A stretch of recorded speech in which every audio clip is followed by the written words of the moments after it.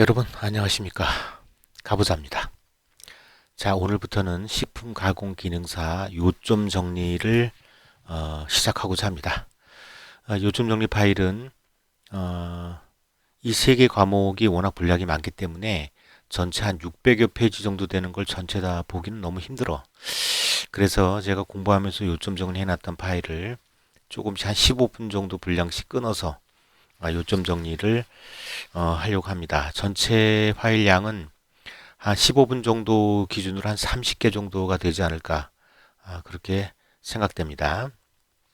자, 첫 번째 시간은 식품화학이라는 과목 중 식품의 성분, 그 중에 일반 성분 중에 수분, 탄수화물, 지방, 단백질, 무기질, 비타민에 대한 요점 정리를 시작하겠습니다. 자, 먼저 수분입니다. 수분의 역할은 체온 유지, 항상성 유지, 화학 반응 촉진, 영양소와 노폐물 운반, 삼투 현상, 그리고 용매로서 작용을 합니다. 수분은 생명 유지의 필수 요소입니다. 다음, 수분은 단백질 전분과 결합해 콜로이드 용액을 형성합니다. 이 부분 외워두시기 바랍니다. 콜로이드 용액을 형성한다. 그리고 함수량에 따라 졸, 그리고 겔이 되어 식품에 존재합니다. 졸과 겔로 나뉘게 됩니다. 다음, 수분에는 여러 가지 종류가 있습니다. 결합수가 있고 준결합수가 있고 자유수가 있습니다. 그 중에 결합수라고 하는 것은 단분자층 결합수로서 용매로서 작용하지 못합니다. 그리고 잘 얼지도 않습니다. 또한 가열에도 제거되지 않습니다. 그리고 자유수보다 밀도가 큽니다. 두 번째, 준결합수는 다분자층 흡착수입니다. 그건 이렇게만 알아두시면 되겠습니다. 그 다음에 이제 가장 중요한 것은 자유수입니다. 자유수. 이건 통상적으로 용족수라고도 하기도 하고 용매로서 작용을 합니다. 또 쉽게 건조하기도 하고 100도씨에서 끓습니다. 또한 가장 중요한 부분은 미생물 생육에 이용되는 물이 자유수입니다. 자유수. 그래서 통상 여기에서 수분 활성도를 계산을 많이 하는데 AW는 자유수 함량을 전체 수분 함량으로 나눈 값을 얘기합니다. 이렇게만 알아두시면 되겠습니다. 다음은 수분 활성도가 클수록 미생물이 이용하기 쉽다. 이 부분을 머릿속에 잘 넣어두시기 바랍니다. 자, 그 다음에 미생물 생장에 필요한 수분 활성도를 정리를 해봤습니다. 보통 세균은 수분 활성도가 0.9 이상이면 활발하게 작용을 하고, 효모는 0.85 이상이면 작용을 합니다. 그 다음에 곰팡이는 0.8 이상이면 활동을 시작하게 됩니다. 그래서 전체적으로 수분 활성도가 0.9 이상이 되면 부패가 쉽게 진행된다. 이렇게 알아두시면 되겠습니다. 다음은 탄수화물입니다. 탄수화물의 일반적인 특징은 탄소, 수소, 산소로 구성된 화합물입니다. 탄수화물은 사람이 섭취하는 열량의 65%를 차지합니다. 반드시 외워두시기 바랍니다. 탄수화물의 분류는 단당류와 소당류, 다당류로 분류할 수 있습니다. 먼저 단당류는 3탄당, 4탄당, 5탄당, 6탄당이 있는데 통상적으로 3탄당과 4탄당은 동물이나 사람이 이용하지 못합니다. 그래서 제외하겠습니다. 그중에 이제 5탄당 중에 5탄당 역시 사람이 소화하지 못합니다. 특히 5탄당 중에 가장 중요한 것은 자일리톨이라고 하는 것이 있는데, 이건 자일리톨은 초식동물의 영양원입니다. 이것도 뭐 크게 그냥 알아만 두시면 되겠습니다. 외울 필요 없습니다. 하지만 5탄당에 자일리톨이 있다는 거, 이 사실을 반드시 알아두시기 바랍니다. 다음에 이제 6탄당입니다. 6탄당에는 포도당, 과당, 갈락토스, 만노스가 있고 효모에 의하여 발효가 되고 영양에 굉장히 중요한 요소가 되겠습니다. 영양에. 6탄당의 종류 반드시 알아두시기 바랍니다. 첫 번째, 포도당, 글루코스라고 하죠. 물에 잘 녹고 단맛을 내는 흰색 결정제입니다. 물에 잘 녹고 단맛을 내는 흰색 결정제다. 다음은 과당, 플락토스, 흡습성, 흰색 결정, 천연당 중 단맛이 제일 강합니다. 단맛이 제일 강하다. 요 사실을 알아두셔야 됩니다. 천연당 중에 단맛이 제일 강한 것은 과당입니다. 과당. 두 번째, 갈락토스입니다. 갈락토스는 동물의 젖에 존재하며 물에 녹지 않습니다. 특별히 17가지는 없는데 이렇게 이해하시기 바랍니다. 다음, 만노스입니다. 만노스. 다당류인 만난의 구성성분이고 백합뿌리에 많습니다. 이건 시험에 별로 나오는 것 같지는 않다고 하더라고요. 그러니까 부터 6탄당의 종류, 포도당, 과당, 갈락토스, 만노스, 요 사실을 알아두시기 바랍니다. 다음엔 이제 소당류입니다. 소당류. 소당류에는 올리고당 보통 이 소당류에 속하는데 요 소당류는 2당류, 3당류, 4당류가 있습니다. 2탄당, 3탄당, 4탄당과는 다른 겁니다. 2당류, 3당류, 4당류가 있습니다. 첫 번째 2당류입니다. 2당류 가장 중요한 거죠. 2당류에는 설탕과 메가당, 유당 이 2당류에 속합니다. 설탕, 메가당, 유당. 이걸 다시 풀어서 설명드리면 설탕은 과당과 포도당이 1대1로 결합되어 있는 겁니다. 과당과 포도당. 메가당, 즉 엿당이라고 합니다. 메가당은 엿당이 같은 말입니다. 포도당과 포도당이 결합되어 있는 겁니다. 다음 유당, 이게 젖당이라고 하죠. 유당은 포도당과 갈락토스가 결합되어 있는 겁니다. 이 사실 중에 하나는 반드시 시험에 나오기 때문에 반드시 알아두셔야 합니다. 헷갈리시면 절대 안 됩니다. 그러니까 특히 설탕에 대해서 조금 더 부연 설명드리면 이건 감미의 기존 물질로서 비환원당입니다. 비환원당. 설탕은 비환원당이다. 반드시 머릿속에 넣어두시기 바랍니다. 설탕은 비환원당이고 설탕이 분해되면 이제 과당과 포도당으로 쪼개지는데 그 쪼개져 갖고 있는 혼합물을 전화당이라고 합니다. 전화당. 요 사실 시험에 굉장히 자주 나오더라고요. 포도당과 과당이 분해되어 등량 혼합물 상태로 존재하는 것. 이 전화당입니다.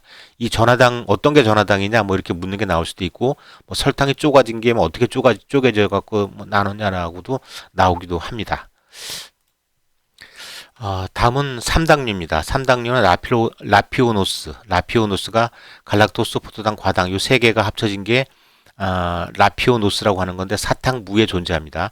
시험에서 한 번도 본 적 없어요. 4당류는 스타키오스라고 하는 게 있는데 갈락토스, 포도당, 과당, 또 갈락토스 이게 네 개가 합쳐져 있는 겁니다. 이게 대두에 들어있는 성분이다. 이게 가끔 시험에 보이는 건 하더라고요. 근데 특별히 뭐 외울 것까지는 없습니다. 자, 여기까지 하시고요. 그 다음에 다당류입니다. 다당류. 다당류에는 단순 다당류와 복합 다당류로 나눌 수 있는데 첫 번째 단순 다당류는 전분, 덱스트린, 섬유소, 이눌린, 글리코겐입니다. 이런 것들은 보통 같은 종류의 단당류가 결합되어 있는 것을 단순 다당류라고 얘기합니다. 단순 다당류. 이렇게 머릿속에 넣어 놓으시면 되겠습니다. 요 중에서 전분은 식물의 저장 탄수화물입니다. 보통 쌀이나 이런 데 보면 전분가라고 해서 전분이 상당히 많이 들어있죠. 그래서 전분은 식물의 저장 탄수화물이고 수용성 플러스 불용성으로 구성되어 있습니다. 두 번째 글리코겐 같은 경우는 동물체에만 존재합니다. 동물체에만 존재하는 저장 다당류입니다. 글리코겐. 그 다음에 셀룰로스는 고등식물의 세포벽의 성분입니다. 고등식물의 세포벽의 성분 중 줄기나 잎의 바탕이 되는 것입니다. 이게 가끔 시험에 보이긴 하더라고요. 근데 뭐 머릿속에 좀 넣어두시면 되겠습니다. 다음은 복합다당류입니다. 복합다당류는 보통 대표적으로 팩틴, 헤미셀룰로스, 그 다음에 키틴, 한천, 카라기난, 뭐 이런 것들, 알긴산 이런 것들이 보통 복합다당류에 속하고요. 이 중에서 특별히 뭐 이렇게 외울 거는 없는 것 같아요. 일단 팩틴은 잼이나 젤리, 식물의 세포막을 메우는 역할을 하고 헤미셀룰로스는 단순 다당류 플러스 다른 종류 다당류가 합쳐진 거. 키틴 같은 경우는 갑각류의 껍질, 새우, 게 여기 해당되는 거고 한천은 홍조류, 우뭇가사리 이거 한천과 홍조류 이거 묶어서 외워두시기 바랍니다. 알긴산은 갈조류, 점성, 미역, 다시마가 알긴산입니다. 카라기나는 홍조류 맞나? 그 다음에 아이스크림, 드레싱, 의 안정제품, 육제품의 겔화제로 많이 사용을 한답니다. 자, 이 중에서 그 가장 중요한 부분이 있습니다. 어떤 종류가 뭐를 포함하고 있다도 가장 중요하지만 일단 기본적으로 가장 중요한 부분은 단맛입니다. 단맛. 이 단맛의 강도와 당의 흡수 속도 이거 반드시 외워두셔야 됩니다. 특히 단맛의 강도 같은 경우는 자주 보이진 않는데 당의 흡수 속도 같은 경우는 시험에 자주 보이더라고요. 그래서 순서대로 말씀드리면 단맛이 가장 강한 것은 과당입니다. 과당. 순서대로 과당, 전화당, 설탕, 포도당, 엿당, 메가당이죠. 갈락토스, 젖당 이건 유당이라고 합니다. 요 순서대로 단맛의 강도를 나타냅니다. 과당, 전화당, 설당, 포도당, 메가당, 갈락토스, 젖당 순서입니다. 그 다음에 이제 당의 흡수 속도를 반드시 알아두셔야 되는데 이 전체적으로 다 아실 필요는 없고 5개만 알아놓으시면 되겠습니다. 5개. 당의 흡수 속도 중 갈락토스, 포도당, 과당, 만노스는 6탄당이죠. 자일로스는 5탄당입니다. 여기서 갈포가만자라고 외워두시면 되겠습니다. 당의 흡수 속도는 갈포가만자. 입에 딱 붙여놓으셔야 됩니다. 갈포가만자. 이 단맛의 순서는 과전설포, 맥갈젓 이렇게 외워두셔야 됩니다. 과전설포, 맥갈젓, 과전설포, 맥갈젓, 갈포가만자, 과전설포, 맥갈젓, 갈포가만자 이렇게 반드시 외워두셔야 됩니다. 자, 다음은 세 번째 지방입니다. 지방지는 액상 상태의 유와 고체 상태인 지로 구분합니다. 그래서 유지라고 얘기합니다. 동물의 신경조직, 뇌, 내장의 존재, 그 다음에 필수 지방산과 지용성 비타민. 지용성 비타민은 A, D, E, K를 공급을 하는데 작용을 합니다. 일단 지방 같은 경우는 단순지방질, 복합지방질, 유도지방질 이렇게 나눌 수 있는데 단순지방질에는 지방산과 알코올의 화합물입니다. 중성지방 및 왁스, 복합지방질은 단순지방 플러스 비지방질이 합쳐진 것이고 인지질과 당지질이 있습니다. 이게 시험에 자주 나옵니다. 다음 중 복합지방질인 것은 인질, 답이 인지질인 게 있었어요. 그 다음에 유도지방질은 단순 복합지방질의 가수분해물입니다. 지방산과 스테롤, 지용성 비타민이 여기에 해당되게 되겠습니다. 다음은 탄소수에 의한 지방산 분류입니다. 탄소의 개수를 얘기하는 거죠. 몇 탄당 뭐 그런 비슷한 것 같아요. 이 저급 지방산이 4개에서 6개가 저급 지방산, 중급 지방산은 8개에서 12개 탄소가 붙어 있다는 얘기입니다. 고급 지방산은 14개에서 26개가 쭉 이렇게 나열되어 있다는 얘기입니다. 그래서 탄소 수에 의한 지방산의 분류는 저급 지방, 중급 지방, 고급 지방 이렇게 나눈다. 그 다음에 이중 결합 유무에 의한 또 지방산을 분류할 수 있습니다. 지방은 포화 지방산과 불포화 지방산으로 나뉩니다. 근데 보통 포화 지방산 같은 경우는 탄소 사슬에 이중 결합이 없습니다. 그래서 탄소는 탄소끼리 쫙 이렇게 아래 위로 보면은 뭐 수소인자나 뭐 여러 가지 붙어 있죠. 보통 동물성 기름이 포화 지방산입니다. 그래서 몸에 좋지 않다고 하죠. 이중 결합이 없기 때문에. 그 다음에 이것은 동물적인 기름이고 상온에서 굳는다. 두 번째, 불포화 지방산은 이중 구조가 있고 식물성 기름이 여기에 속합니다. 불포화 지방산은 이중 구조가 이건 좀 이따 설명드릴게요. 어쨌든 불포화 지방산이 이중 구조가 있다는 얘기는 탄소끼리 이렇게 결합이 되고 보통 사방으로 4개의 결합을 이루어야 되는데 밑에나 위에 뭐가 없어서 탄소끼리 이중 2번 결합을 하는 겁니다. 그걸 보통 이중 결합을 얘기하는데 여기에서 알아두셔야 할 부분은 이중 구조가 세 번째 탄소에 있으면 이게 오메가3라고 하는 겁니다. 오메가3. 그 다음에 6번째 이중 구조가 있으면 오메가6라고 얘기합니다. 요 사실을 알아두시는 게 좋겠습니다. 자, 다음은 체내 합성 유무에 의한 분류입니다. 체내 합성 유무. 필수 지방산과 비필수 지방산으로 나뉘는데 필수 지방산 비타민 F라고도 하죠. 이 필수 지방산은 리놀레산 오메가6입니다. 리놀렌산 오메가3입니다. 아라키돈산 오메가6입니다. 이거 3개 반드시 외워두셔야 됩니다. 다음 중 필수 지방산이 아닌 것은 이렇게 시험에 자주 나옵니다. 필수 지방산에는 리놀렌산, 아라키돈산이 있다. 반드시 외워두시기 바랍니다. 제가 설명드리면서 특별히 이렇게 초록색으로 나와 있는 부분이 있어요. 이 초록색으로 나와 있는 부분은 어떠한 경우에도 외워두셔야 합니다. 그 다음 중요한 게 빨갛게 표시된 거. 그 다음 보통 조금 신경 써야 될 게 파랗게 되어 있습니다. 알아두시기 바랍니다. 필수 지방산은 불포화 지방산으로 체내에서 합성되지 않으며 부족하면 성장이 정지하고 피부염이나 생체막의 중요한 구성성분이 안 좋게 된다 그 얘기입니다. 또한 필수 지방산은 혈중 콜레스테롤을 낮추는 기능이 있습니다. 혈중 콜레스테롤을 낮춘다. 이렇게만 알아두시면 되겠습니다. 다음 중성 지방질은 보통 유지라고 얘기합니다. 유지. 그 다음에 지방산과 글리세롤의 에스테로 화합물이다. 이렇게 알아두셔야 합니다. 중성 지방은 지방산과 글리세롤의 에스테로 화합물이다.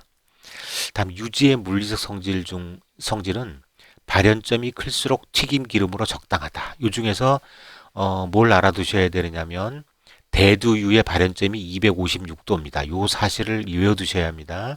대두유가 256도에서 타기 때문에 발연점이 굉장히 높습니다. 그래서 보통 대두유를 치킨집이나 이런 튀김류로 많이 사용을 하는 겁니다. 여기서 특별히 아크롤레인이라고 하는 요 성분을 외워두셔야 됩니다. 아크롤레인 이게 뭐냐면 유지 가수 분해 시 글리세롤이 자극적인 냄새 인자인 아크롤레인으로 변하여 거품과 연기를 내는 겁니다. 그러니까 이 발연점이라고 하는 게 대두유를 256도가 넘어서기 시작하면 기름에서 연기가 나기 시작한다. 그리고 그 중에 아크롤레인으로 바뀌어서 안 좋은 냄새를 내다 그런 뜻입니다. 그래서 대두유가 256도에서 발연점이 된다. 아크롤레인이라는 게 있다는 사실을 꼭 알아두시기 바랍니다. 다음은 유화성입니다. 유화성. 유지는 친수성과 친유성을 가지므로 지방을 유화시킵니다. 이게 HLB 지수라고 하는 건데 HLB 비수 요 꼭 알아두셔야 됩니다. 이게 0에 가까울수록 친유성, 20에 가까울수록 친수성이 좋다라고 이렇게 표현을 한답니다. 이 사실도 한번 꼭 눈에 넣어두시기 바랍니다. 다음은 천연유화제 중에는 레시틴이라는 게 있습니다. 레시틴, 스테롤, 담즙산이라고 하는 게 그 천연유화제에 속하는데 요 다음 또 문제도 자주 나옵니다. 다음 중 천연유화제가 아닌 것은 이렇게 나옵니다. 레시틴, 스테롤, 담즙산 이렇게 반드시 외워두시기 바랍니다. 다음에 이제 수중 유적형이라는 말이 있어요. 수중 유적형. 이게 뭐냐면 이제 OW 이렇게 표현하는데 이 뒤쪽에 있는 게 배지고 앞에 있는 게 합쳐져 있다 그 뜻입니다. 그러니까 수중 물에 기름이 섞여 있다 이런 뜻입니다. 물에 유분이 분산되어 있는 것을 얘기합니다. 그러니까 물컹한 거죠. 출렁출렁거리거나 뭐 이렇게 뭐 출렁이 있는 정도 그 정도의 그 모양을 갖추고 있는 걸 얘기합니다. 이게 외워두셔야 됩니다. 우유, 아이스크림 녹으면 출렁거리죠. 어니까 딱딱한 거지. 우유, 아이스크림, 마요네즈, 물 함량이 높은 것을 이제 수중 유적형이라고 합니다. 거꾸로 유중 수적형이 있습니다. 기름에 물이 조금 들어있는 거, 버터, 마가린, 그죠? 버터, 마가린이 유중 수적형이다. 오일 함량이 높다. 그래서 이게 시험에 굉장히 자주 나옵니다. 다음 중 뭐 수중 유적형이 아닌 것은 유중 수적형이 아닌 것은 이렇게 나옵니다. 그래서 이 보기를 찾는 문제가 굉장히 자주 나오니까 반드시 알아두시기 바랍니다. 다음은 유화액의 형태에 영향을 주는 요인.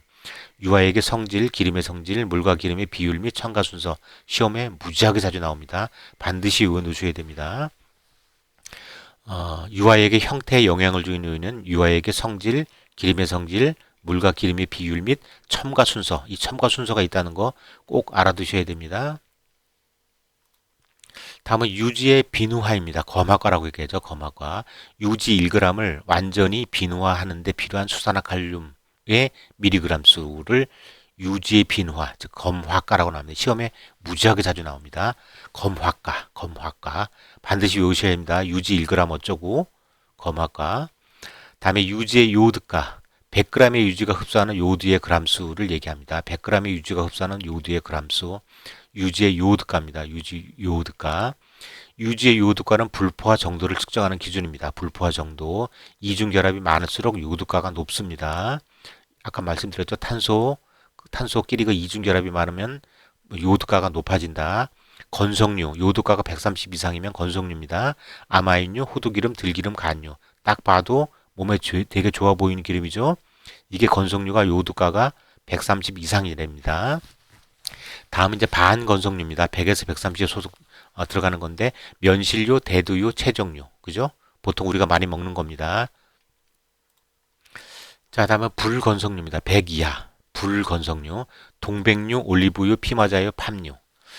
통상적으로 우리가 올리브유가 몸에 좋다고 많이 먹는데 이게 불건성류에 들어갑니다. 그래서 이게 보기에 나오면 헷갈려서 굉장히 틀릴 가능성이 있어요. 올리브유는 불건성류다. 요오드가가 100 이하다. 반드시 외워두셔야 됩니다. 팜유 몸에 안 좋은 거 다 아시죠? 동백류 머리에 바르는 건데 왜 바르는지 몰라. 다음 경화유입니다. 경화유. 이게 시험에 잘 나옵니다. 액체 상태의 불포화 지방산에 수소를 강제로 주입하여 마가린을 만드는 겁니다. 마가린, 쇼트닝 같은 고체 상태로 변화시킨 기름을 보통 이제 이게 트랜스 지방이라고 하는 건데 이게 몸에 좋을 리가 없습니다. 그죠? 경화유. 다음 중 경화유인 것은 뭐 이렇게 시험에 잘 나옵니다. 경화유 종류가 많지 않으니까 경화유가 아닌 것은 이렇게 안 나옵니다. 경화인 것은 이렇게 보기에 마가린이 시험에 자주 나옵니다. 쇼트닝. 다음 포화지방산은 산패가 안 되고 불포화지방산 이중결합이 많아서 산패가 빠릅니다. 그죠? 그래서 포화지방산은 보통 동물성 기름 같은 경우는 실온에 놔둬도 잘 변질되지 않습니다. 근데 이제 이 불포화지방산 몸에 좋은 불포화지방산은 이게 그 산패가 빠르게 일어납니다. 군내가 난다 그러죠. 들기름 뭐 그죠? 그다음에 대두경화유라고 하는 게 있습니다. 대두경화유. 대두유에 수소를 이제 강제로 주입하는 거죠. 그래서 경화유를 만들어서 산패를 막는 데 씁니다. 이게 마가린입니다. 마가린. 우리가 먹는 그 마가린이 대두경화유에 속합니다. 반드시 외워두시기 바랍니다.